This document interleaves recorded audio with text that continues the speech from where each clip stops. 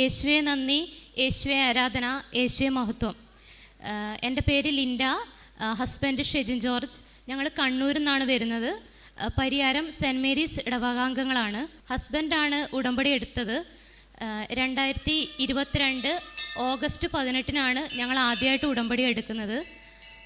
അതിനുശേഷം ഞങ്ങൾക്ക് മാതാവ് ഒരുപാട് അനുഗ്രഹങ്ങൾ തന്നിട്ടുണ്ട്. ഞങ്ങളുടെ നിയോഗങ്ങളുടെ മേൽ മാതാവിൻ്റെ കാരുണ്യം ഒരുപാട് ഉണ്ടായിട്ടുണ്ട്. പിന്നീട് ഈ ഉടമ്പടിയുടെ ഈ കാലഘട്ടത്തിൽ ഞങ്ങൾ പൂർണ്ണമായ ഉടമ്പടിയിൽ തന്നെയാണ് ജീവിച്ചത്. കൃത്യമായ കുമ്പസാരം ഉണ്ടായിരുന്നു, കുർബാന കാണും. അങ്ങനെ ഉടമ്പടിയിൽ തന്നെയാണ് ഞങ്ങൾ ജീവിച്ചുകൊണ്ടിരുന്നത്. അങ്ങനെ ഉടമ്പടി എടുക്കാനുണ്ടായ കാരണം ഞങ്ങൾക്കൊരു സമാധാനമുള്ളൊരു കുടുംബജീവിതം ഉണ്ടാകുവാൻ, പിന്നെ അമ്മക്ക് ആമവാദമായിരുന്നു, അത് മാറിക്കിട്ടാൻ, അങ്ങനെ കുറച്ച് നിയോഗങ്ങളായിരുന്നു ഞങ്ങളുടെ ഉടമ്പടിയിൽ ഉണ്ടായിരുന്നത്. 3 മാസം ഉടമ്പടി കാലാവസ്ഥ. ആ 3 മാസം കഴിഞ്ഞതിന് ശേഷം 12 വർഷത്തിന് മുകളിലുണ്ടായിരുന്നു ഹസ്ബൻഡിന് മദ്യപാനം. അത് പൂർണ്ണമായും മാറിക്കിട്ടാനായിരുന്നു ആദ്യത്തെ നിയോഗം ഉണ്ടായിരുന്നത്. അപ്പം ഈ ഒരു 3 മാസക്കാലം മദ്യപാനമോ അങ്ങനത്തെ ഒരു ദുശീലങ്ങളും ഉണ്ടായിരുന്നില്ല. പിന്നീട് 3 മാസം കഴിഞ്ഞു. ഞങ്ങളുടെ ഈ ഉടമ്പടി കാലഘട്ടം കഴിഞ്ഞതിന് ശേഷം ഹസ്ബൻഡ് മദ്യപിച്ചു.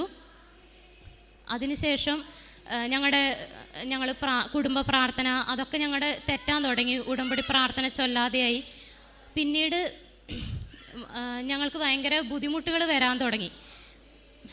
ഒരു ദിവസം എനിക്ക് മാതാവ് ഇങ്ങനെ കാണിച്ചു തരുന്നതാണ്, ഇങ്ങനെ കാർ ആക്സിഡൻറ്റ് തന്നെ കാണിക്കുന്നുണ്ട്. അപ്പം ഞാൻ ഹസ്ബൻഡിനോട് പറഞ്ഞു, ഇങ്ങനെ മാതാവ് കാർ ആക്സിഡൻറ്റ് കാണിക്കുന്നുണ്ട്, അത് ഭയങ്കര പേടിയാവുന്നു, നന്നായിട്ട് ഇന്ന് പ്രാർത്ഥിക്കണം എന്നൊക്കെ പറഞ്ഞു. അപ്പോൾ അന്ന് ജോലിക്ക് പോയി വൈകുന്നേരം ഞാൻ വിളിച്ച് ചോദിച്ചു. ഹസ്ബൻഡ് മെക്കാനിക്കാണ്, കാർ വർക്ക്ഷോപ്പ് നടത്തുവാണ്. അപ്പം വൈകുന്നേരം ആയപ്പോൾ ഞാൻ വിളിച്ച് ചോദിച്ചു, പിന്നെ എന്തായി, വരുന്നില്ലേ? അപ്പോൾ പറഞ്ഞു, ഞാൻ ഇപ്പം എത്തും.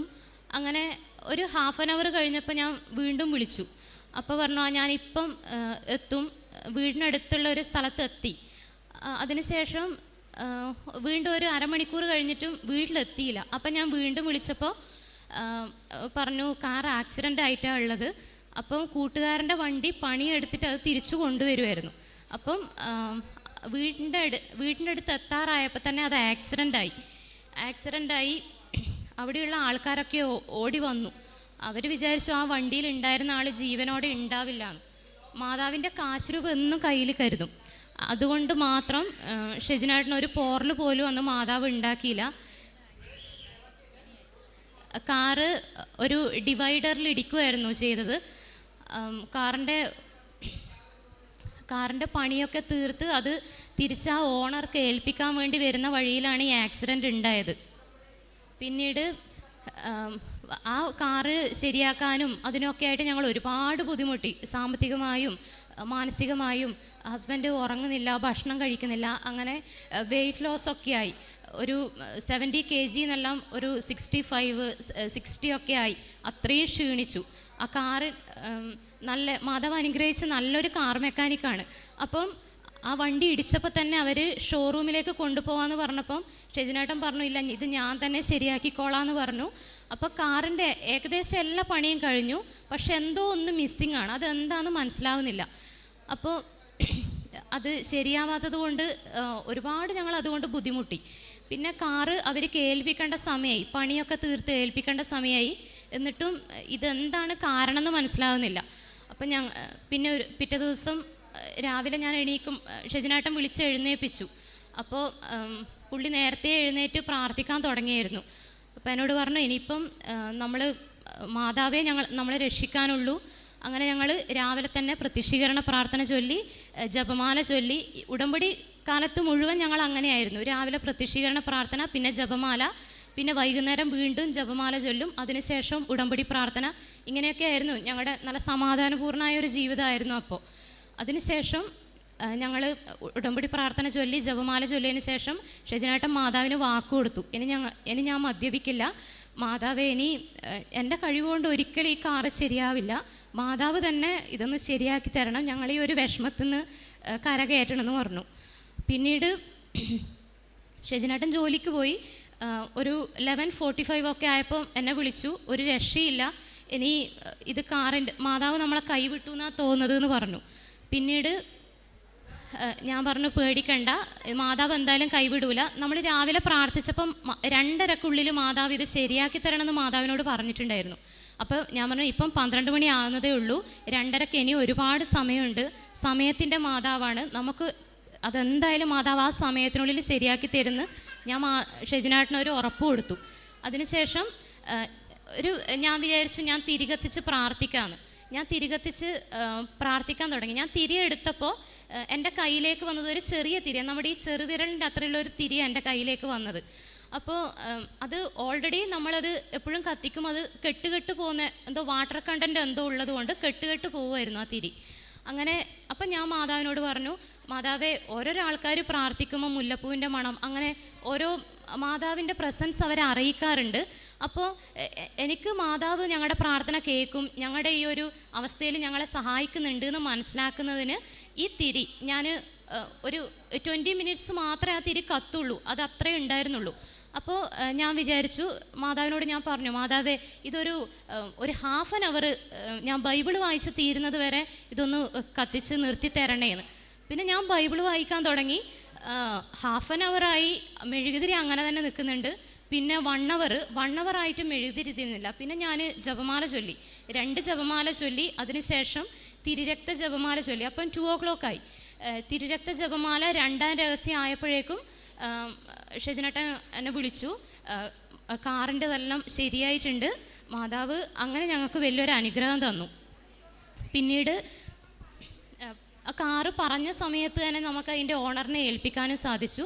പിന്നെ അമ്മ ഒരുപാട് നാളായി 3.5 മാസം അമ്മ ഹോസ്പിറ്റലൈസ്ഡ് ആയിരുന്നു, ആമവാദമായിട്ട് ഒരുപാട് സഫർ ചെയ്തു. അപ്പം അമ്മയ്ക്ക് വേണ്ടി ഞങ്ങൾ ഉടമ്പടി എടുത്തിട്ടുണ്ടായിരുന്നു, ഒരു നിയോഗം അതായിരുന്നു.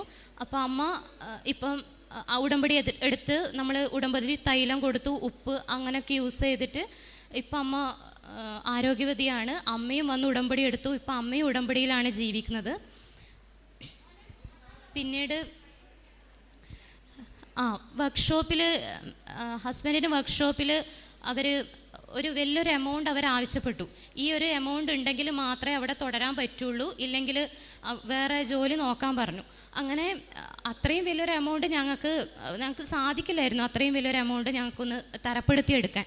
പിന്നെ ഞങ്ങൾ മാതാവിനോട് അത് നിയോഗം വെച്ച് ജപമാല ചൊല്ലി പ്രാർത്ഥിച്ചു. 1 വീക്കിനുള്ളിൽ ആ ഒരു എമൗണ്ട് ഞങ്ങൾക്ക് അവർക്ക് കൊടുക്കുവാനും അവിടെ കണ്ടിന്യൂ ചെയ്യുവാനും സാധിച്ചു. 1.5 ലക്ഷമാണ് ഞങ്ങളവിടെ കൊടുത്തത്. അത്രയും ഒരു എമൗണ്ട് ഞങ്ങൾക്ക് ഉണ്ടാക്കാൻ ഭയങ്കര ബുദ്ധിമുട്ടായിരുന്നു. സാധാരണ കേസിൽ ഉടമ്പടിയിലല്ലായിരുന്നെങ്കിൽ ഞങ്ങൾക്ക് ബുദ്ധിമുട്ടായിരുന്നു. ഉടമ്പടി എടുത്തത് കൊണ്ട് ഞങ്ങൾക്കത് വളരെ പെട്ടെന്ന് തന്നെ ഉണ്ടാക്കുവാനും അതവിടെ ഏൽപ്പിക്കുവാനും സാധിച്ചു. പിന്നീട് ഞാനെന്നും പ്രാർത്ഥിക്കുമായിരുന്നു. 2ാമത്തെ ഡെലിവറിക്ക് ശേഷം ഞാൻ ജോലിക്കൊന്നും പോയിരുന്നില്ല. അപ്പം ജോലി ഷെജിനാട്ടിൻ്റെ കഴിവിനനുസരിച്ചിട്ടുള്ളൊരു ജോലി കിട്ടണമെന്ന് ഞാൻ എന്നും പ്രാർത്ഥിക്കുമായിരുന്നു മാതാവിനോട്.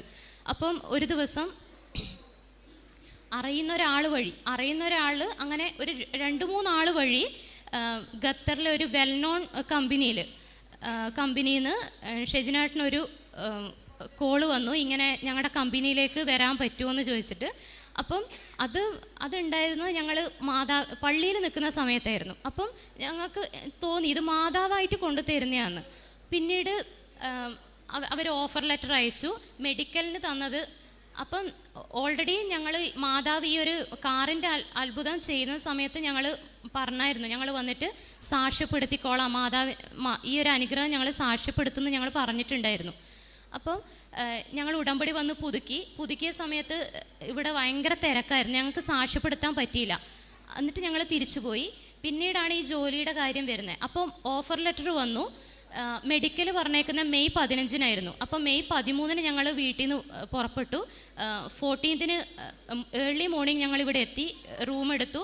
ഞങ്ങൾ വീണ്ടും വന്ന് ഉടമ്പടി പുതുക്കി അതിനുശേഷം സാക്ഷ്യം പറയാൻ വന്നു. അപ്പോൾ സാക്ഷ്യം പറയാൻ വേണ്ടി വന്നപ്പോൾ ഇങ്ങനെ വേറെ സാക്ഷ്യങ്ങളൊക്കെ